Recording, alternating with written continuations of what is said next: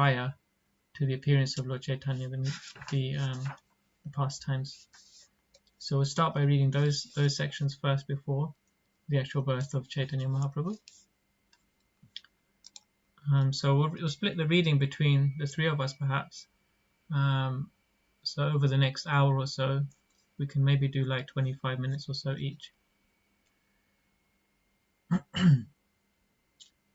Okay, so appearance and childhood pastimes. The avatar for this age. The Supreme Personality of Godhead, Lord Sri Krishna, descends to this earth once in a day of Brahma. Brahma's day is calculated as 1,000 cycles of 4 ages or yugas, Satya, Treta, Dvapara and Kali. Krishna comes in the Dvapara Yuga and Lord Chaitanya comes in the Kali Yuga, which began 5,000 years ago and is characterized by quarrel and hypocrisy. It is very hard to be materially happy in the Kali Yuga, but there is one redeeming quality of this age. Although the Kali Yuga is like an ocean of defects, one can get liberated from material association and achieve the spiritual kingdom by chanting Krishna's holy name. Hare Krishna, Krishna Krishna, Hare Hare, Hare Rama, Rama Rama, Hare Hare. Usually it takes many, many births to achieve the spiritual sky, but by the mercy of Lord Chaitanya, through chanting Hare Krishna, one can achieve it in a relatively short period of time. Okay, so here, if I can just add some comments here. As we all know, being in the Sankirtan movement, in the Hare Krishna movement of Lord Chaitanya in ISKCON, we're familiar that by the chanting of Hare Krishna, we can go back home, back to Godhead. So one thought I had was actually, it wasn't just in this age that the chanting of the holy names worked, right? So there were previous ages where there's examples in the Srimad Bhagavatam and other places where people chanted the holy names and could go back to Godhead. Yeah. So like for example, can anyone think of examples actually, just to start the discussion? So in previous ages where by chanting the holy name, devotees were delivered and liberated.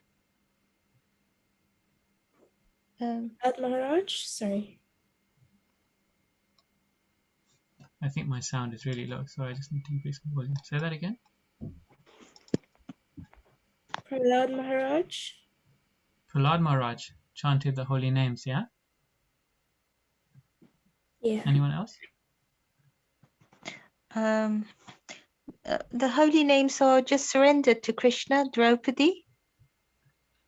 Draupadi was delivered by chanting the holy names. Yeah. Dhruv Maharaj. Dhruv Maharaj. Yeah, he chanted a mantra. What mantra was that? Om Namo Bhagavate Vasudevaya. Yeah. So he chanted the Om Namo Bhagavate Vasudevaya mantra, which we also chant even now. And he got that from Narad Muni. Yeah, that's right. Narad Muni was his guru. Yeah.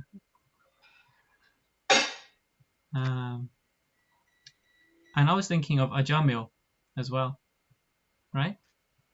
Does everyone know that he chanted the holy name of the Lord once? What name did he chant? Narayan. Narayan, yeah. So then, okay, the question would be then, what's the difference between chanting Hare Krishna and these other processes these other names that were chanted, where we have examples where the devotees were liberated in the same life? Can anyone say what the difference is between the Hare Krishna mantra and other mantras? I can try, but I'll probably be wrong. It's because in the Hare Krishna mantra you also have Radharani included. That is one difference, yeah. Radharani's name is included because Hare means Radharani. Yeah. Yeah. So here in the reading, it's mentioned that it usually takes many births, but by Lord Chaitanya's mercy, we can achieve in a relatively short period of time. So that the difference here is in the Hare Krishna mantra, we're getting the Hare Krishna mantra through Lord Chaitanya, and not only we get liberated, but we actually go back to Goloka Vrindavan by chanting the Hare Krishna mantra, and that you wouldn't get from other mantras. So that's one difference, is that you go back to Goloka Vrindavan rather than any other form of liberation. So you go to the highest place that you can possibly be liberated. But the other thing is that the Hare Krishna mantra doesn't have any rules and regulations. So like with the example of with Dhruva Maharaj, there were certain regulations he had to follow, like fasting and different things he also had to do. And you know that with other mantras like the Gayatri mantra, you have to chant at certain times. So none of this applies to the Hare Krishna mantra. Yeah. So it's actually very easy to chant and also very powerful. Haribol. Hare Krishna. Is that Satyanarayan Prabhu? Yeah, yogis and jnanis has to do a lot of austerity to go back to Godhead. So that wasn't very simple. But in this one, in this age, Chaitanya Mahaprabhu made it very simple. Just chant Hare Krishna, Mahamantra, be happy and go back to Godhead. Right, yeah. Yeah, so that even other types of yogis would chant mantras, isn't it? Yeah. Yeah. And there were so many other things they had to do. So I'll continue reading. In the Satya Yuga, people live for 100,000 years. In the Treta Yuga, they lived for 10,000 years. And in the Dwapara Yuga, they lived 1,000 years. When Krishna was speaking Bhagavad Gita, he was a grandfather. He was 125 years old. Of course, Krishna has a spiritual body, and he didn't look any older than a 20 or 25-year-old man. There's a point where that Srila Prabhupada makes that actually it was a kind of a joking comment that you never see Krishna with a mustache even. You never ever seen a painting with Krishna with a mustache. So he didn't even have like the facial hair because he was so young, even though he was old enough to be a grandfather, as it said here. But he didn't have a beard or any facial hair. Which is a funny point. Prabhupada would joke about that. In this Kali Yuga, people are described as being short-lived. They only live for around 100 years. Therefore, a special process of self-realization is required for the people of this age. Lord Chaitanya comes to show us by his own example how to follow the teachings left by Lord Krishna and attain perfection in this age. He gives us the process by which we can get back to Krishna Loka, back to our original life of purely loving Krishna. So this is the first section called the Avatar for this age, yeah? And is summarized as well in this last paragraph, what we discussed about Lord Chaitanya's mercy. We can get the same mercy you would get for performing austerities and penances and all of those things in a short lifetime. And you would go back to Krishna Loka rather than anywhere else. So I read the next section, which is now titled Narad Muni visits Lord Krishna in Dwarka. So now in this pastime it's going to explain where Krishna decided to come as Chaitanya Mahaprabhu. In the Chaitanya Mangala it is described that the great sage Narad Muni could foresee that the Kali Yuga was coming very soon. He wanted to ask Lord Krishna what was the solution to all the problems of Kali Yuga. So he went to meet Krishna at Dwarka. At that time Krishna was staying at the palace of Satyabhama, and he had informed Rukmini that later he was going to visit her palace. So she had cleaned the palace with all her maidservants, and she had the children all dressed nicely, the pandits there to chant the Vedic mantras, and full water pots and banana trees and trees of sugar cane. She did everything she could do to make an auspicious welcome for Sri Krishna. So some of you may be familiar. I'm not sure who's familiar with the Krishna pastimes. Okay, so who is Satyabhama? So Krishna is at the palace of Satyabhama, it said. Does everybody know?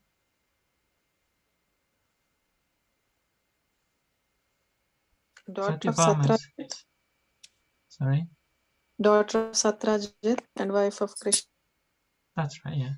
So she's one of the queens of Krishna, yeah. And of course, I'm sure everybody knows Rukmini. So she's Krishna's principal queen. And so Krishna is going from Satyabhama's palace to Rukmini's palace. Okay, so when Krishna came, he was given a really wonderful welcome.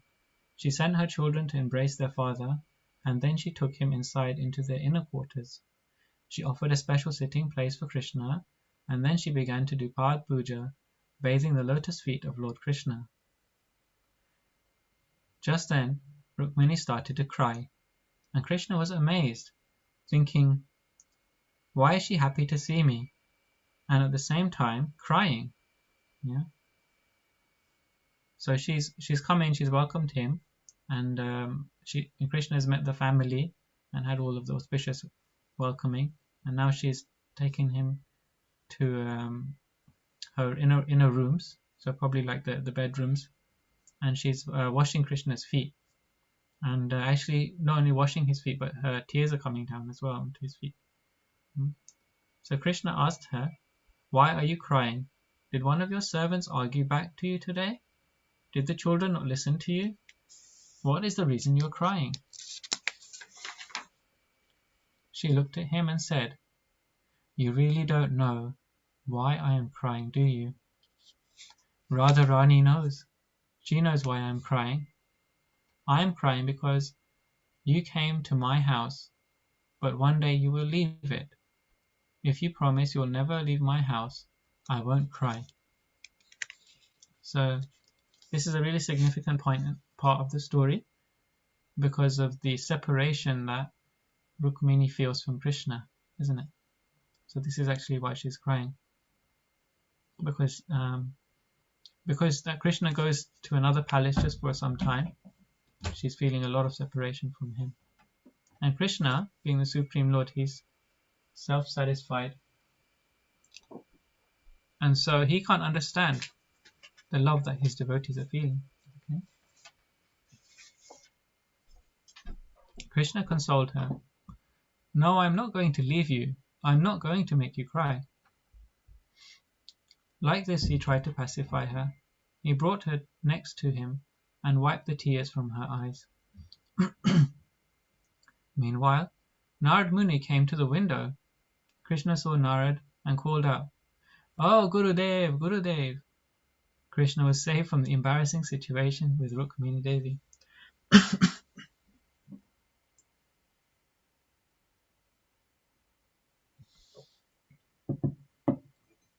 Okay, so Narad Muni has come now as well. Then along with Rukmini, he bathed the feet of Narad Muni. They had a special Guru Asan, and as they sat him down on the Asan, Krishna saw that Narad Muni was disturbed. Krishna was wondering, how is it that today my wife is crying and my Guru is disturbed, although he is usually always peaceful? So he asked Narad Muni, why are you disturbed?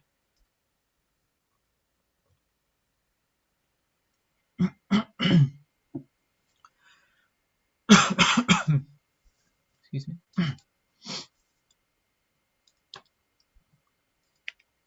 Okay, so like the plot is thickening now, and Krishna is not able to understand the mood of his dear devotee Rukmini Devi, and now even Narad Muni is disturbed, and he's going to try and understand.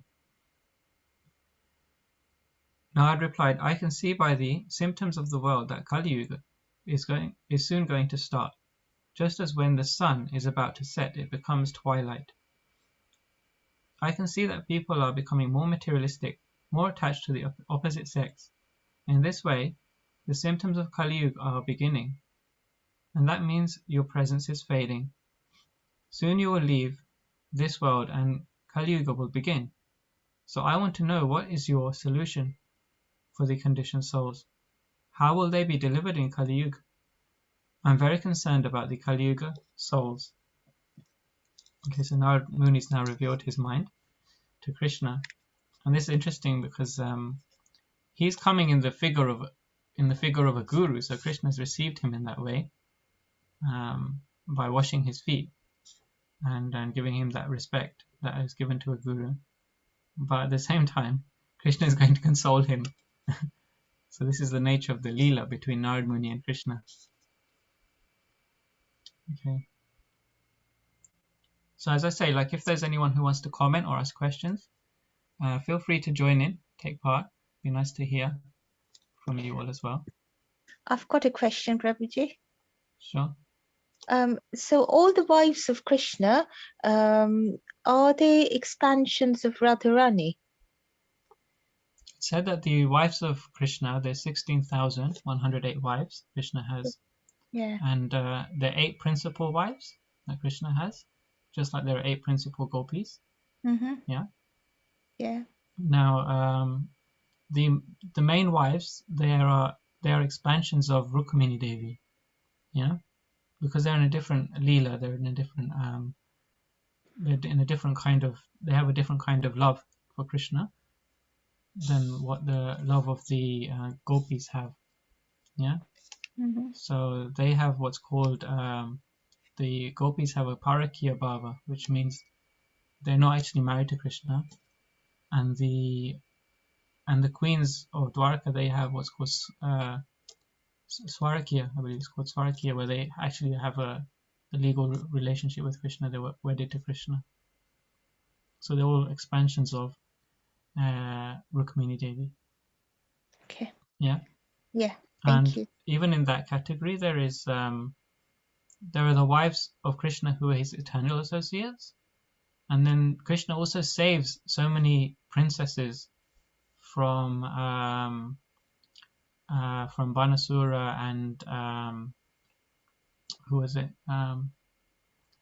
There's a pastime where Krishna also saves the 16,000 princesses, and so that those is considered that those princesses are not the eternal associates of Krishna, but they've actually entered the Krishna Leela in that lifetime. You see. Mm-hmm. Okay. Yeah. Thank you, Prabhu.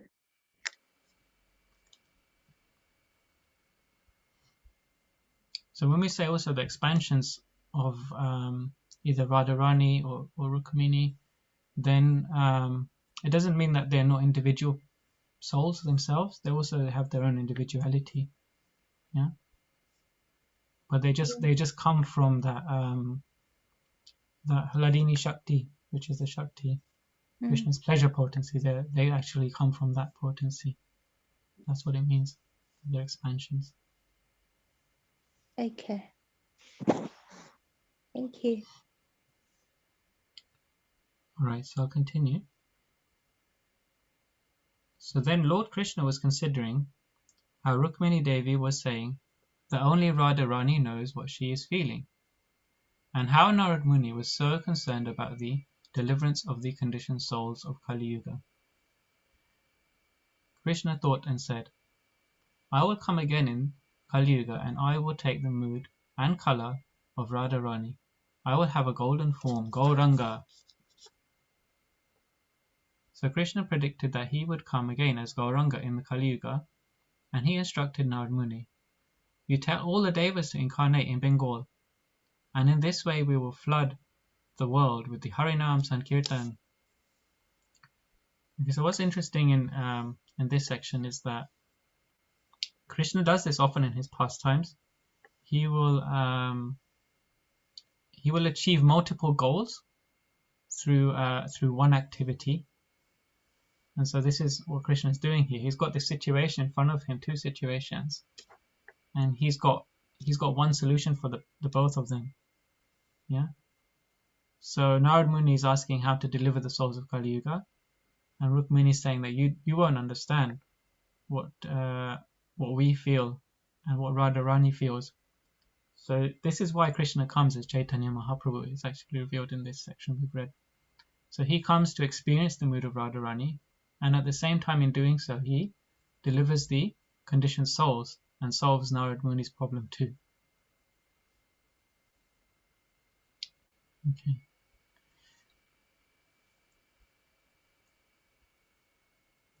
So maybe some of our devotees have come down to join the Sankirtan movement of Lord Chaitanya from the higher planets, and they may not even know it. Some devotees, as soon as they came in contact with the Sankirtan movement, they joined up. This is a sign that in a previous life they had a connection. Does that sound familiar to anybody? Yeah? Do you know anyone who just sort of walked into the temple one day and next day their head was shaved and they were just living in the ashram? Or in the case of ladies, they just come in one day wearing jeans and t-shirt and next day, sorry. I've seen it quite a few times. It's actually really amazing. I remember once there's a devotee at Soho Street. Now he's second initiated. I remember the day that he came in, and it wasn't even that long ago.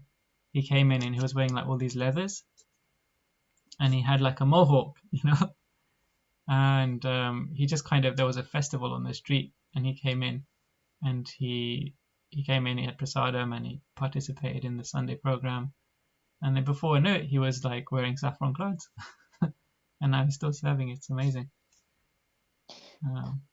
Is it because of their associations in previous lives, Prabhu? Because if they are associated, then it's very quick for them to take to Krishna consciousness sooner than somebody who might be, coming to the temple for ages, but not able to. I mean, I can tell from my own example. I was speaking about the same thing in Bhakti Priya's class the other day. I mean, one of my friends and I, my mum has always been a Krishna bhakt, but so going to temples. I mean, I went to a Christian school, so it was all okay, fine. Either going to a temple or church, it's the same. And then I came along this friend in Gauriya Mission, in the Bengali Gauriya Mission temple. Both of us, we started. So we both were heavy meat eaters, meat, fish, eggs, everything. She was able to give up. She started doing service at ISKCON, and she was able to give up meat eating within weeks or probably a month, whereas it took me more than a year to give up meat eating, because I wasn't doing service. I was just going to the temple, going home, and then that was it. So yes, I did think about Krishna, but I wasn't as involved as she was. But she took to it, and then she has become such a, I learned so much from her, but it just makes me wonder. I mean, she was so quick to take to Krishna consciousness, whereas I've had my mum previous lives, huh? Yeah. Whereas I've had my mum worshipping Krishna every single day. I've seen that at home every single day, but it took me such a long time to give up meat. Just a simple thing of giving up meat took me such a long time. Yeah, it really does depend on the individual. So that's the interesting thing about Krishna consciousness as well, that because we accept like previous life connections, then we can kind of explain these things, why some people take to it quickly, some people don't, and so yeah, that's what we actually see as well. Is practically we can see. Like I can think of my mom. Like I joined ISKCON through like the Pandavasena youth group, and then I got a book for my mom like a few years later, and at that time she was not very favorable to me being a devotee initially, but then I gave her a book, and then she read it and immediately started chanting 16 rounds within like the space of, I don't know, maybe it was like 6 months or something, immediately just from nothing to 16 rounds, which was really amazing. So, Prabhu, can I share something? yeah, please. Can you hear me okay? Just fine, yeah. Okay, yeah, it was just interesting to hear you all talking about that. And for me, I remember I met the devotees on a Rath Yatra, And from that point, I was pretty sure that I wanted to be serious. But then when it changed was I met His Holiness Jayapataka Swami at an airport. And at this time I was chanting, I think about 4 rounds. I just met the devotees like 2 weeks before. And I didn't know much, and I didn't believe in gurus, and I had my flight booked to go traveling and all these things, and I didn't even know if I wanted to be Krishna conscious, but it just was kind of happening. But anyway, so after I had darshan of His Holiness Jayapataka Swami, even though I didn't know who he was, I didn't know anything, and after that darshan, because he was kind enough to speak to me and give me his blessings like this, and after that time, so I went from like 4 rounds to not really following any of the regs, to then from that day subconsciously like 16 rounds, 4 regulations, like ever since just that meeting. And it was like incredible, and I didn't realize until like 1 year later that had actually happened. It kind of sunk in then. Yeah. So it just made me think how with the mercy of the pure devotees that anything is possible, and sometimes that's all we need is like that special mercy, that causeless mercy that's there. Yeah, that's an amazing story. Yeah, see, so I could think of a few. So you kind of connected the dots, huh? And then it took, after a year, you kind of realized, okay, so this happened, and it all started from meeting Jayapataka Swami. Yeah, I was like, hang on a minute, I'm chanting 16 rounds tonight, like I'm really serious, like how did that happen? And then I realized, oh my god, yeah, it was since that time at the airport. Yeah. So you kind of had that internal commitment to do it, and then you kind of worked it up. Yeah, exactly. Wow. Yeah, actually this makes me think of a related point, how and I mentioned this in a few classes actually. Bhakti comes from a bhakta. You can only make money where there's money to be made, right? You can only get bhakti where bhakti can be given. So it's not an individual endeavor. It's not something we can do so much on our own strength. Devotion really comes from the devotee who allows us to connect to Krishna. So maybe you had a previous life connection with Guru Maharaj, and then it just got re-established. So that can be the case. And I guess that's why it's called the Sankirtan movement, right? It's not called the Kirtan movement. Lord Chaitanya could have just called it the Kirtan movement, where we just sit and chant on our own. But it's called Sankirtan because it has to be done together. It has to be done with devotees, where some devotees will be more advanced than us and they can give mercy to us. And other devotees are like newer to us, and we can, help them along in their Krishna conscious progress. Yeah. All right, so I've read a little bit now. How about we have another reader? Someone else would like to continue from here, and we'll continue like having the discussions after reading each paragraph or a few paragraphs.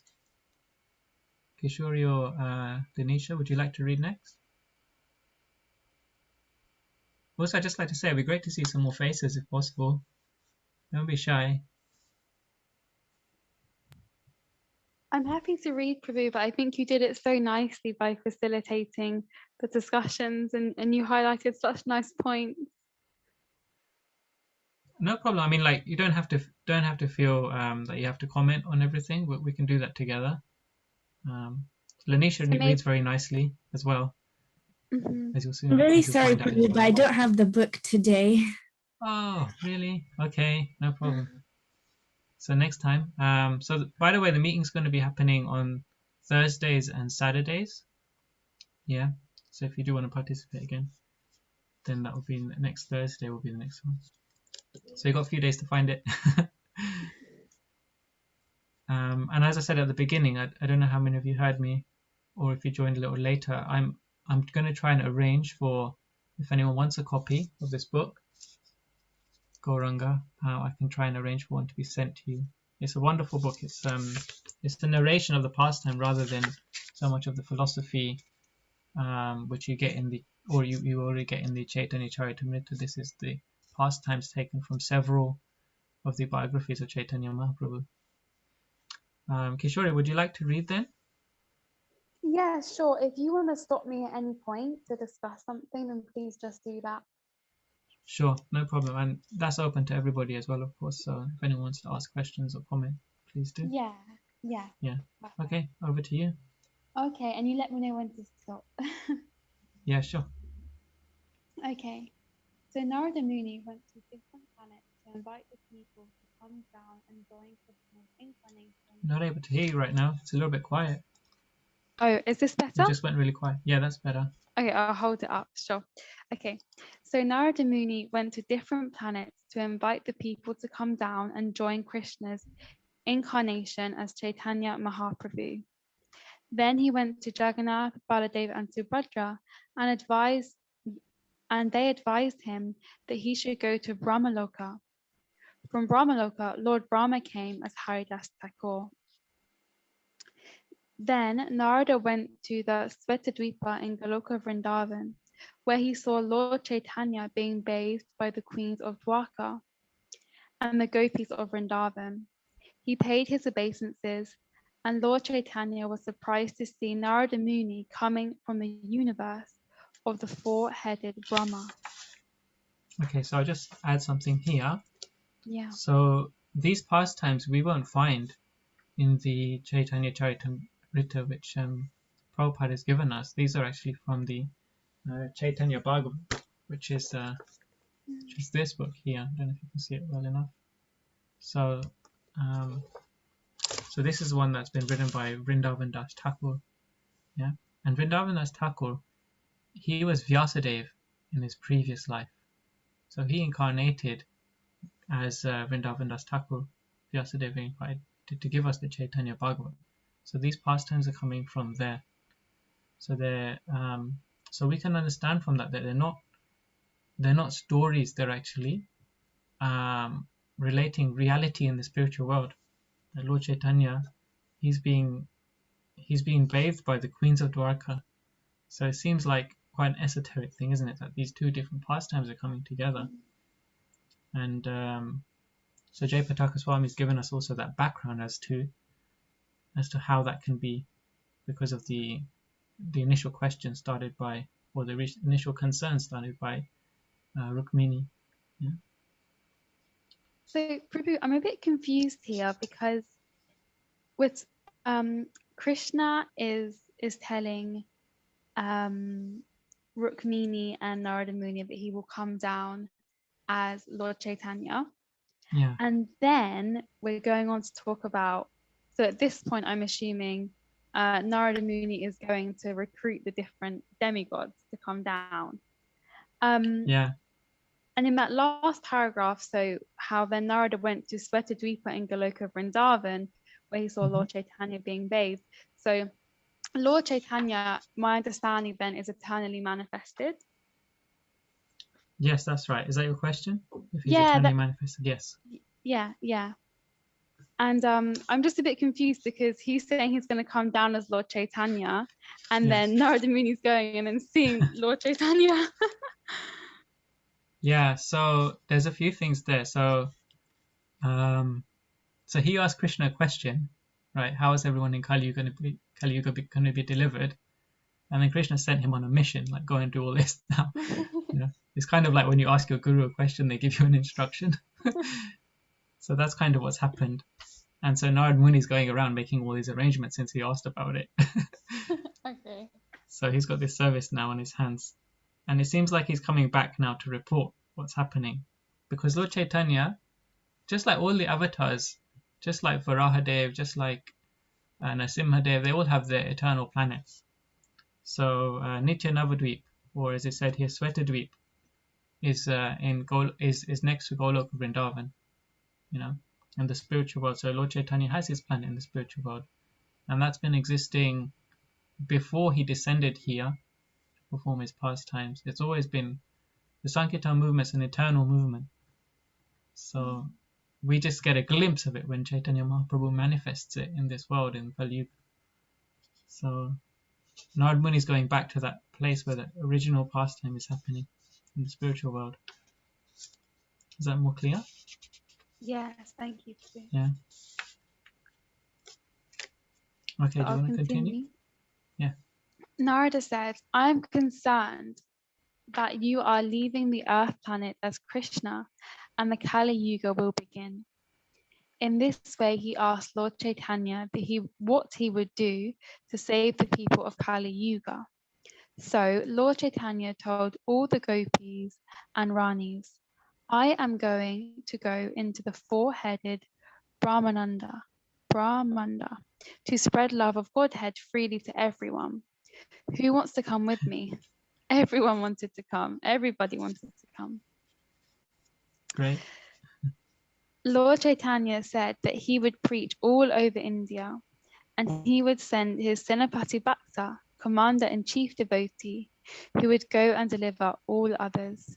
Srila Prabhupada is the Senapati Bhakta who went and delivered the people on all continents of the world. Jai. Srila Prabhupada ki. Ki Jai. Jai. Okay, so it's getting interesting now. Yeah. So we can understand from this that Narada Muni, he's going around recruiting different devotees. Okay, even the gopis and the ranis, and Guru Maharaj, he says in other places that in the Krishna Leela, most of the devotees came in a female body, but in the Gauranga Leela, those who were in the female body, they came in a male body. So they could actually do that in the different leelas. So it was the same personality coming in different leelas. And here is given a little bit of insight as well.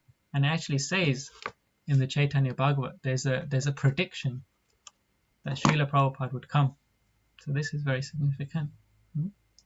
And those words are used in the Chaitanya Bhagavat that he's the Senapati Bhakta, he's the commander-in-chief of the devotees. So Narada Muni had recruited Srila Prabhupada. Or Srila Prabhupada, who is the eternal associate of Lord Chaitanya, has come to our world, to our, four-headed Brahma's universe, to give us Krishna consciousness. So very significant, huh? I think I heard, or maybe it's in this book that I read, how something really special about Gauranga's pastimes is that usually in Vrindavan, the cowherd boys and the cowherd girls, they wouldn't usually be able to associate so closely together. But in Lord Chaitanya's pastime, because some of the gopis were coming as in male bodies and like that, so they could do kirtan together and associate in that way. Is that correct? Yeah, that's right. I've also heard that mentioned. And the classic example is the reason Gadadhar Pandit has appeared is because he is Srimati Radharani herself. He is Srimati Radharani herself. Don't often hear that.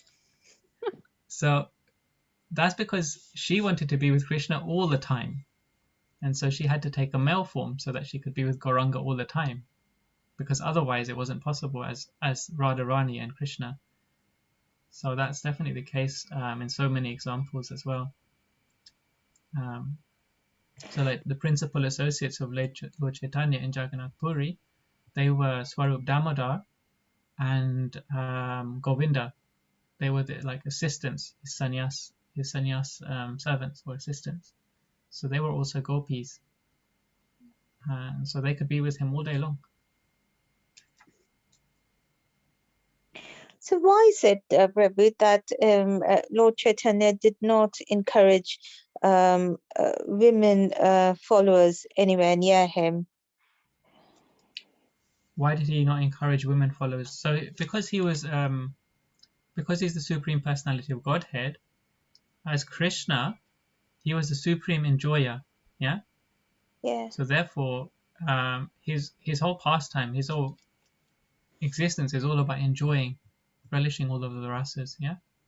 His rasa raj. But as Lord Chaitanya, he renounced that. He was actually taking pleasure in renunciation. Huh? So that was actually his pleasure. Yeah. So he became a sannyasi, and he did that to the highest degree that anyone could do. And that's why he didn't have any female associates. Or he didn't have many female associates. He was very strict in his sannyas because he was relishing that aspect. And that also shows that even though Krishna is the supreme enjoyer, he is still supremely detached. So someone can say, well, Krishna, he's not God. He's just he's just like a sense gratification. He just likes sense gratification. But no, we can say, well, look, Krishna incarnated as Chaitanya Mahaprabhu, and he could show renunciation to the extent nobody could do. Okay? Yeah. So that was kind of part of the pastime too. Okay, thank you. Does that make sense? Yeah, it does. Thank you. Yeah. Hari Bol. Hare Krishna. I like to add something. Yes, please. Also, Chaitanya Mahaprabhu came as a devotee. So, to teach us also what is the difference between Supreme Personality of Godhead and living entity. Supreme Personality Godhead is not restricted at all, but living entity is. And that's why for us, to keep away from female, apart from following the procedure, Yeah, that's right. So Chaitanya Mahaprabhu gave us the perfect example, isn't it, to follow as a devotee? Yeah. That's right. So he was also known as the Charan avatar, as the hidden avatar. That he didn't want to exhibit himself and promote himself as God. He just wanted to play the role of a simple devotee. So that was also there. Two things. He's Lord, Supreme Lord is not restricted, as well as he's not bound by the rules. So he could show both, yeah. And being the Supreme Lord and the Supreme Devotee. Yeah. Yeah, that's another point of view. Yeah, that's nice. That's true.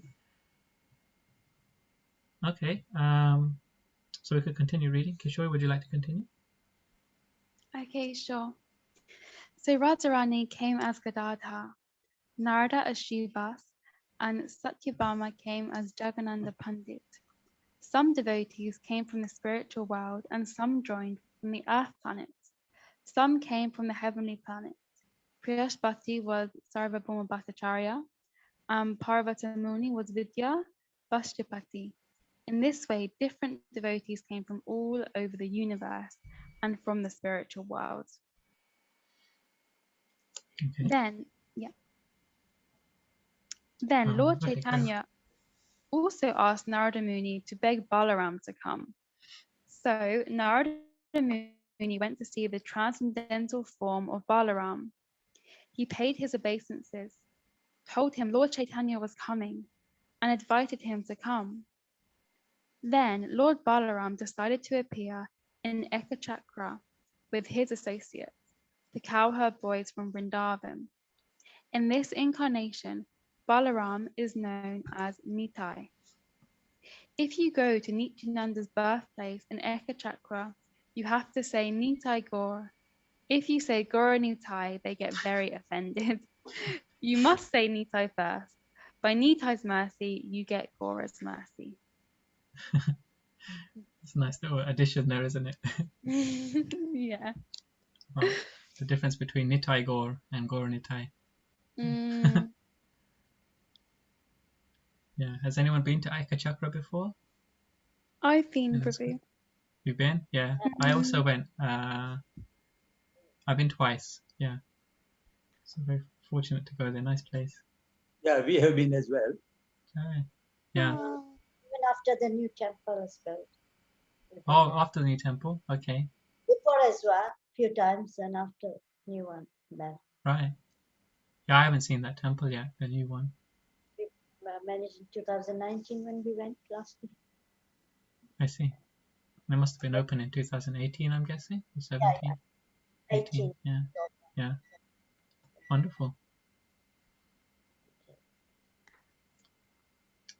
So I heard in another lecture, just because it's mentioned here about Lord Nityananda, Prabhupada, he says that Lord Nityananda, he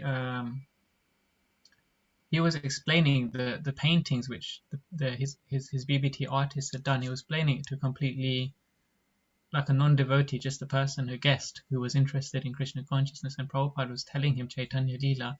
He was telling him one by one, page by page of the paintings, the pastimes.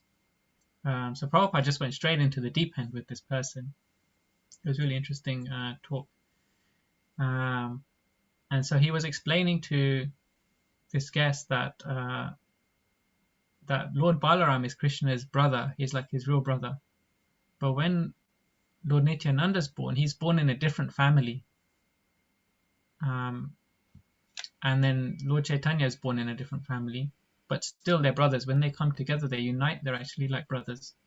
Although they're not like family brothers. They're from different families. So that was an interesting difference in the past, and there can be these differences. So that even though that Nityananda is Chaitanya's brother, he was born in a different family. And in a different place, of course, Nekha Chakra. Okay. What I really find interesting, Prabhu, is the fact that, whenever during any of his incarnations, when Lord Balarama comes as his associate, sometimes he comes as his younger brother and sometimes as the older brother. So I wonder if, there's some understanding between the two of them as to, who would be older in which youth. It's because as Lakshman he came as a younger brother, whereas Yes. he was Balaram, the older brother, and then he was Nitai, was older than Lord Chaitanya. Yeah. So just So yeah, sometimes he can be the older brother, sometimes younger, sometimes he can even be in a different family. Yeah. Sometimes he can be even in a different species. So we see with Lord Vishnu, then you see Ananta Shesh, he's lying on a serpent. That's also Balaram. Yeah. See? So they're still the same brother, but he's in a very different form, serving in a different way. Yeah, sure. So there's all those differences, yeah. But they always have that close relationship. Yeah. All right. You want to carry on a little bit more, Kishori? Yeah. So in this way, Narada Muni went all around the universe and asked everyone to come to Lord Chaitanya's pastimes. I'm just like imagining this. It's so much fun. Okay. Lord Chaitanya came to deliver love for Krishna freely. He liberates one from this material world and takes them back to the spiritual world. Normally, it takes many, many births to get back to the spiritual world. But by Lord Chaitanya's mercy, one can get back even in this one birth. Because in Kali Yuga, people are more irreligious. Lord Chaitanya gave a simple process: singing Hare Krishna, dancing, feasting, and thinking a little about philosophy and the glories of the Lord. He is Krishna himself, playing the part of a devotee to give us the process of how to reawaken our love for Krishna. Right. So I generally don't, as a personal thing, I generally don't feel comfortable telling people I'm a very religious person, you know.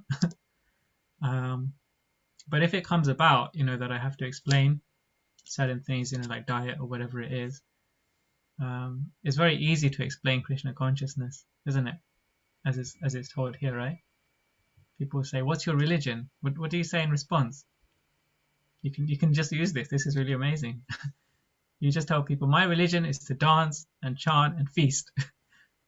We basically our religion is like a festival every day. And it starts at like 4 a.m. So, and we get a little bit of explanation as to why we do all of that. Bit of philosophy. Right? How do you guys take it when someone asks you? You must have had that experience, like when people ask about, what you eat or why you wear neck beads or whatever it may be. Yeah, I mean, to me, religion is very much it's what's within rather than what's external. So you can go to a temple every day. You can say in the loudest of voices that I'm very religious, but it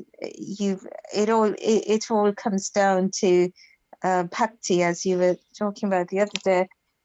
If there isn't any bhakti, there isn't any love for Krishna.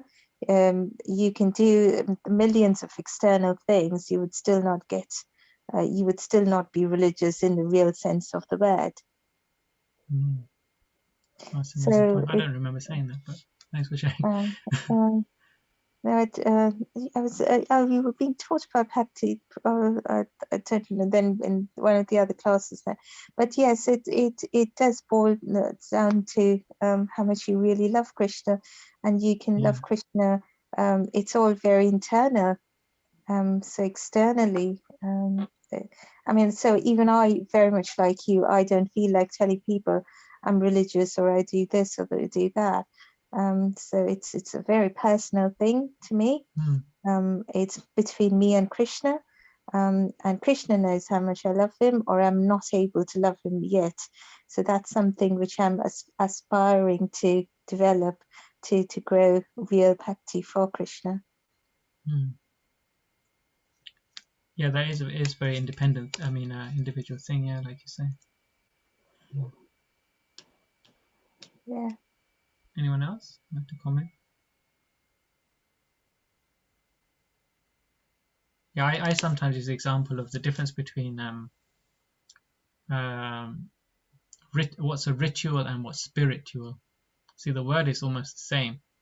You know, you can just have the ritual, which is just a part of the word, or your ritual can actually become spiritual. You can add the spirit, the devotion into it, you know, and then it actually comes to life. Otherwise, it's just, you know, ritual.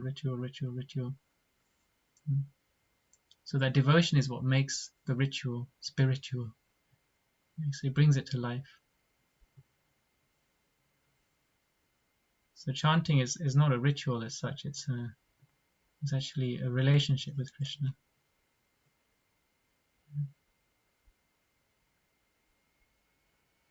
Okay, so we can continue from here. Again, Kishore. Krishna is actually supremely neutral and equal. He reciprocates with us according to our mood. Unfortunately, sometimes our mood of surrender may not be so perfect. Therefore, we may not be qualified to get that full type of reciprocation from Krishna. So, some of the great devotees, they had the wish that Krishna wouldn't be so equal. He would be a little more merciful, and out of his own initiative would actually give that mercy. That's interesting, isn't it? Some of the devotees, they wish that Krishna would be more merciful. Right? So there's a pastime I've heard from my spiritual master Jayapataka Swami, and he was telling this for a period of time. At one point in time, he would go from place to place and tell this pastime, and I literally had to hear it a few times before it kind of clicked what was meant, what was actually the meaning of the pastime. Sometimes we just hear the pastime, like, okay, that's interesting, that's a nice pastime. But there was a really interesting lesson at the end of it. He was telling the pastime of where Krishna, he goes to this one town, as you know, Dwarkadish in the Dwarka Leela. He goes as the king to this one town, and then he splits himself in two. And he goes to one Brahmin's house, and then he goes to the king's palace as well, and he has a meal at both places.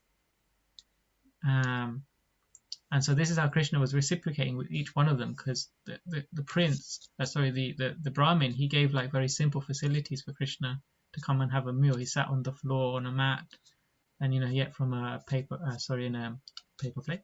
He ate from like a leaf plate, and you know, it was just served like water and you know, a simple meal. And at the king's palace, he was served on like a golden plate with all of the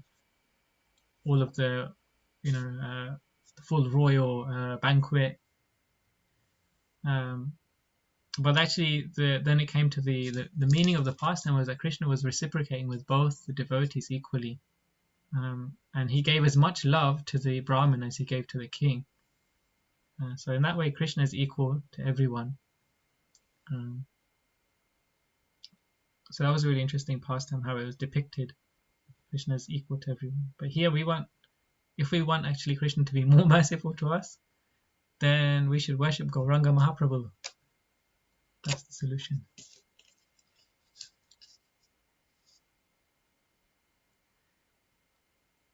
Okay, we can continue.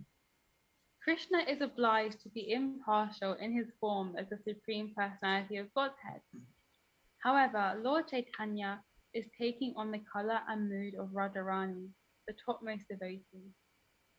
And because a devotee is always glorifying Krishna and always telling the fallen souls to worship Krishna and surrender to Krishna, in his form as Lord Chaitanya Mahaprabhu, the Lord has manifested that quality of actively trying to deliver all the fallen souls. Okay, the last sentence. Therefore, Chaitanya Mahaprabhu is glorified as being even more merciful than Krishna. He is Krishna, but he is Krishna in a more merciful form. Yes. So any thoughts or comments on that, anybody? Or anything we've read so far? I have a question, Prabhuji. So when we chant, because based on just what Kishori Mataji just read, the last line, that Chaitanya Mahaprabhu is Krishna, but he's the more merciful form of Krishna. So when we are chanting, we imagine, we always think of a form of Krishna when we are chanting, and that helps us focus. That helps me focus as well. So is it actually more beneficial to think of the form of Lord Chaitanya whilst chanting rather than the form of Lord Krishna? See, it's actually, they're the same person, as it said here. So he is Krishna, but he is Krishna in a more merciful form. So the difference is that they're both experiencing Vraj Bhakti. Krishna's enjoying Vraj Bhakti, and Chaitanya is giving Vraj Bhakti. Yeah. So in the spiritual world, when you're surrendering to Krishna, whilst chanting, you're saying, I should surrender to you. So would we benefit more as devotees to surrender to Lord Chaitanya or to Lord Krishna? Because they're both the same, but as Chaitanya is more merciful form. Yeah. So the thing is, because we don't have Vraj Bhakti, if we really want to love Krishna in the form of him playing the flute and with the gopas and the gopis, then we have to have that Vraj Bhakti, Yeah. Otherwise it becomes like we're trying to relate to Krishna, but we don't have a relationship in that form. Of course that is still, Krishna is absolute, he can reciprocate with anyone, there's no restriction, but that is his mood as the enjoyer of Vraj Bhakti. He's enjoying the devotion of Vrindavan. But we can relate more to Lord Chaitanya. Lord Chaitanya, he's descended, his avatar is for us. So immediately we have that connection that Chaitanya Mahaprabhu has come especially for us. We immediately have that relationship with him. And if we relate with him, then he'll give us Krishna, he'll give us Vraj Bhakti. You understand that? So, because chanting is all about a relationship. Yeah. Thank you. Haribol. Hare Krishna, Prabhu. Yeah. Another thing, Lord Chaitanya Mahaprabhu, he's a Krishna himself, but he appears as a devotee, and he is telling us, means he is instructing us to chant Krishna's name. Yes. Yeah. And meditate on his form and activities, etc. So in that way, You're going to mute. Sorry, got you. Sorry. So in that way, you said? Yeah, in that way, Chaitanya Mahaprabhu is our real guru. Yeah. He appeared as a devotee, in a devotee form to teach us so many things, you know. And as I said, that he told us, he's telling us to chant Krishna's name and Radharani's name. And we follow. And actually, it's so important, just in addition to that, to chant the Panchatattva mantra before we chant Hare Krishna, right? Have you heard that before? Yeah, we chant that before. So because we're getting Krishna by the mercy of Chaitanya Mahaprabhu, or rather, if we want Krishna by the mercy of Chaitanya Mahaprabhu, then we should chant the Panchatattva mantra first before chanting Hare Krishna.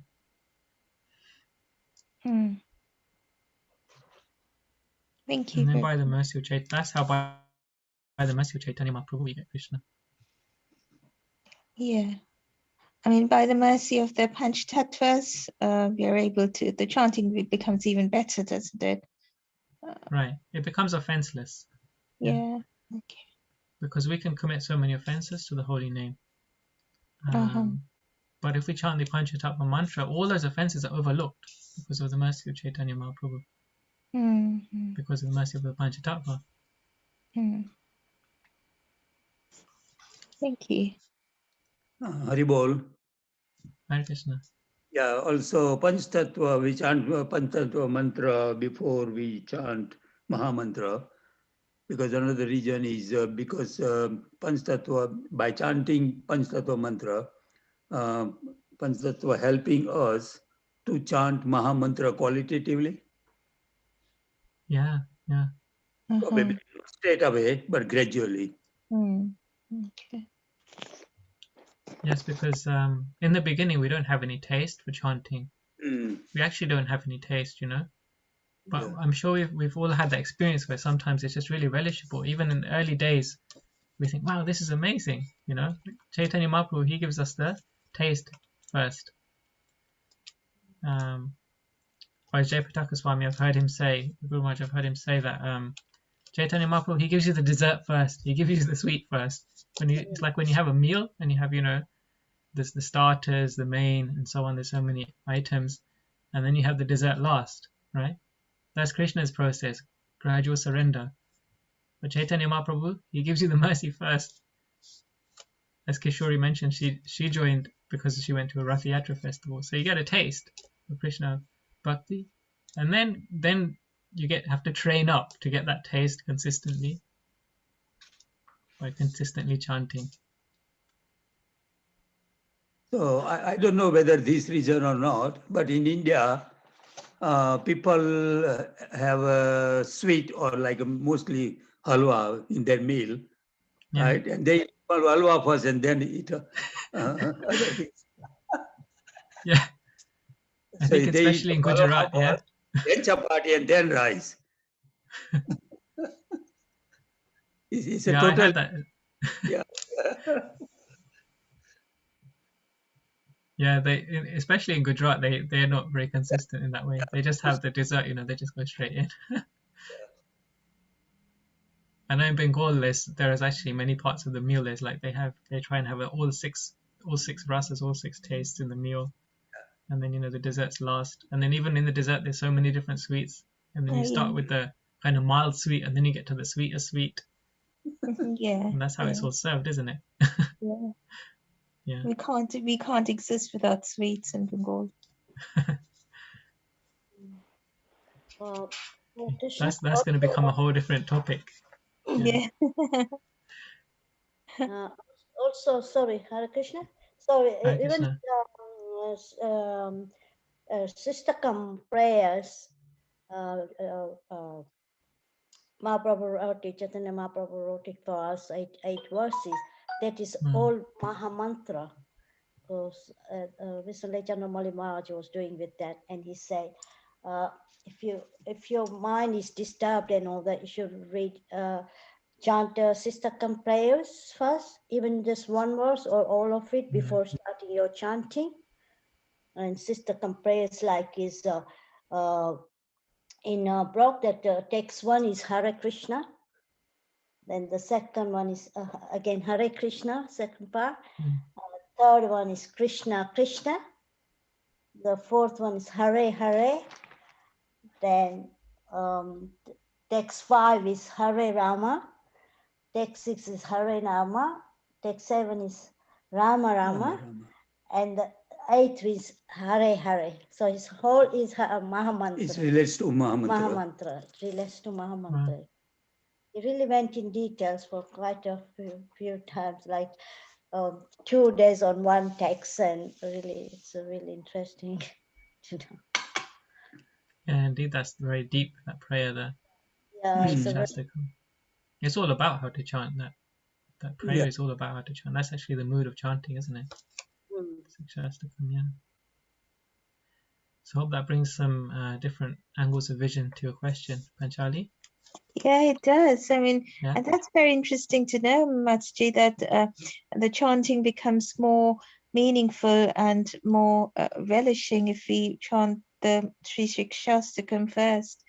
I didn't know about that, so perhaps I'll try that.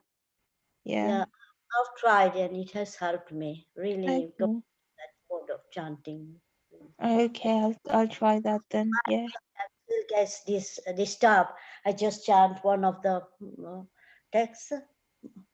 I mean, my only problem is because I don't know Sanskrit. I know I speak the words wrong, and then when you, because they are holy mantras, if you say it wrongly, I have no idea whether they actually makes any sense or whether they actually are any beneficial at all. If you cannot say it properly as it should be said. So that's one of the things I always keep thinking, but never mind. I mean, but I'll just read, even if it's it shouldn't matter. It shouldn't matter if you're not able to pronounce it properly.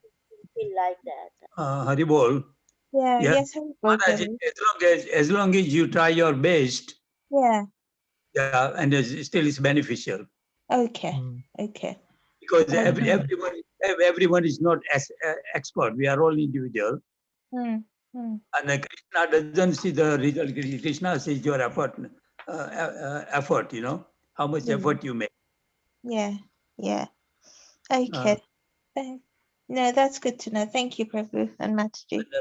And when I said Krishna sees how much effort you make, so he is not looking at the quantity. He's looking at the quality. Effort classified as a quality, actually. Okay. Well, I'll try that from tomorrow. Then I'll read this Sri Shastakam first, and then do the chanting. Yeah. That's a very nice thing to know. Thank you.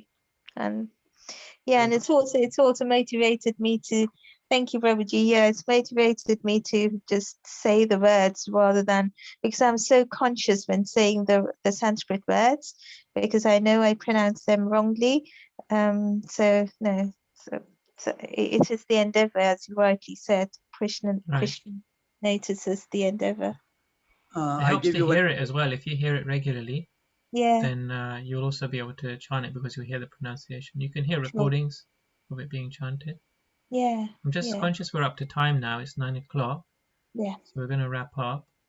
But as I said, we'll continue this meeting on Thursday. So hopefully you'd all like to join again. Yeah. And again, I'll just repeat that if you want to get a copy of this Gauranga book, it's very, very nice. It's very easy to read. The English is very simple. So the story flows really nicely. You can let me know. Yes, I've got your text, Prabhuji. So yeah, let me know how to do. Apart from this, someone did ask me to do a talk on the Shikshastakam. Yeah. As we've been just speaking about it. I think last week someone asked me to do a talk, so I'm preparing that as well. So I will let you know when that will be. That won't be on